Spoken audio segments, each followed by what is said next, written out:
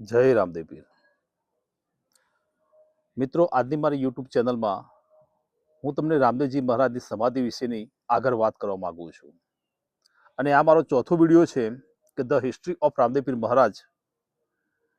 અને આ ચોથા વિડીયોમાં હું રામદેવજી મહારાજ વિશેની અ, જે વાતો છે કે જે વાત છે એ હજુ આગળ રજૂ કરું છું.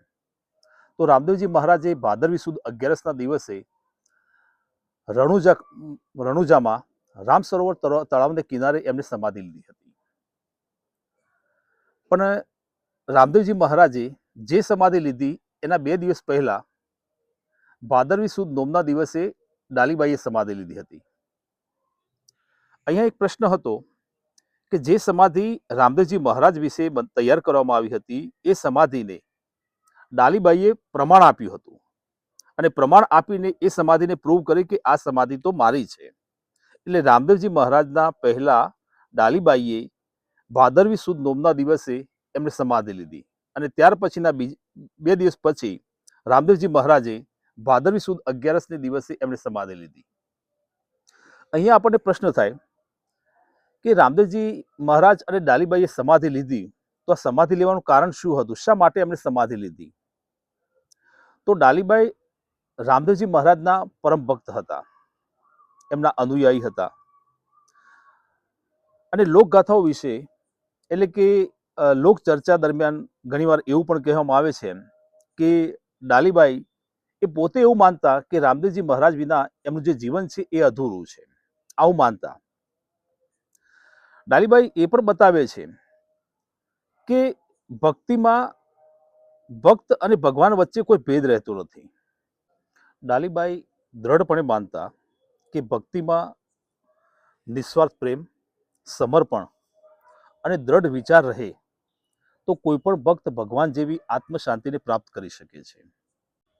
ડાલીબાઈ એ પણ માનતા કે રામદેવજી મહારાજને જે કોઈ વ્યક્તિ દિલથી કે અંતરના ભાવથી યાદ કરે છે તો રામદેવજી મહારાજની કૃપા સદૈવ એ વ્યક્તિ ઉપર બની રહે છે. અને આ એ જ ડાલીબાઈ કે જેમણે રામદેવજી મહારાજના હરેક કાર્યની અંદર એમને સાથ અને સહકાર આપ્યો હતો. હવે આપણને પ્રશ્ન એ પણ થવો જોઈએ કે રામદેવજી મહારાજે સમાધિ લીધી તો એમણે પણ શા કારણે સમાધિ લીધી હતી? તો રામદેવજી મહારાજ એ અવતારી પુરુષ હતા અને સમાજની અંદર ભક્તિ, પ્રેમ, સમર્પણ, ત્યાગ, બલિદાન અને દુઃખી અને પીડિતોની રક્ષાના કાર્યો એમણે અનેક ગણા કર્યા હતા. જ્યારે રામદેવજી મહારાજને લાગ્યું કે એમનું લોક કલ્યાણનું કાર્ય અહીંયા પૂર્ણ થઈ ગયું છે, આ ઉપરાંત તેમનું જીવન એ પરમાત્મા સાથે એકાકાર અને એકરૂપ થવાનું હતું.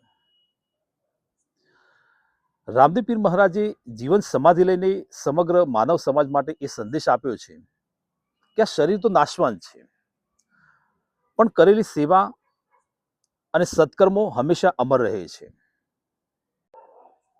રામદેવજી મહારાજે સમાધિ લીધી એ પહેલા કેટલોક સંદેશ એમણે સમગ્ર માનવજાત માટે આપ્યો હતો. એમણે કહ્યું હતું કે હું શરીરથી વિયોગ પામી રહ્યો છું, પરંતુ હું મારા ભક્તો માટે સદૈવ જીવંત છું. આ ઉપરાંત એમણે એ પણ કહ્યું હતું કે સત્ય, દયા, સેવા અને સમાનતાના માર્ગે ચાલજો, એ જ મારો ઉપદેશ છે.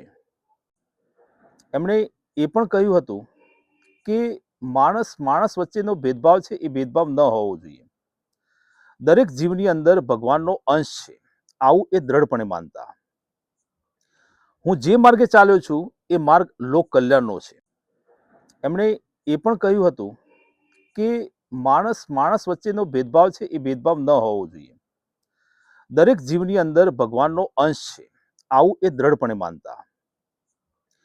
હું જે માર્ગે ચાલ્યો છું એ માર્ગ લોક કલ્યાણનો છે. મારી સમાધિ તો એકમાત્ર વિધિ છે, પણ મારી કૃપા, આશીર્વાદ અને ઉપસ્થિતિ સદૈવ રહેશે.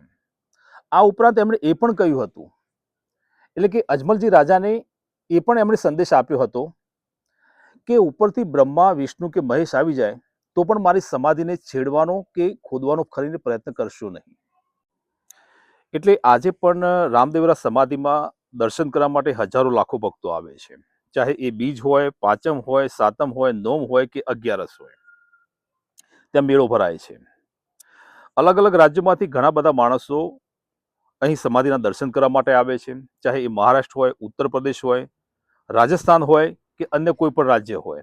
અને એમાં સૌથી વધારે જો કોઈ વ્યક્તિઓ આવતા હોય તો એ ગુજરાતમાંથી આવે છે. ગુજરાતમાંથી તો ચાલીને જવાનો પણ એક ટ્રેન્ડ છે અને ગુજરાતની જનતામાં એક વિશેષ રામદેવપીર પ્રત્યેનો એક લગાવ જોવા મળે છે કે પોતાની કાર હોય કે બાઇક હોય પાછળ રામાધણી કરીને નામ લખાવતા હોય છે. અને અહીંયા ગુજરાતમાં તો ધ સ્ટેટ ઓફ રામાધણી એવું પણ કહે છે.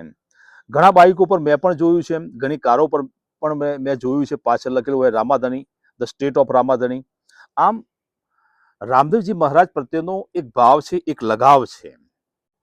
આમ ભાદરવી સુદ બીજના દિવસે રણુજામાં મેળો ભરાય છે. તો આ ભાદરવી સુદ બીજના દિવસે રામદેવજી મહારાજે જે કામણ પંથની શરૂઆત કરી હતી, એ કામણ પંથની મહિલાઓ 13 તાલી નૃત્ય કરે છે.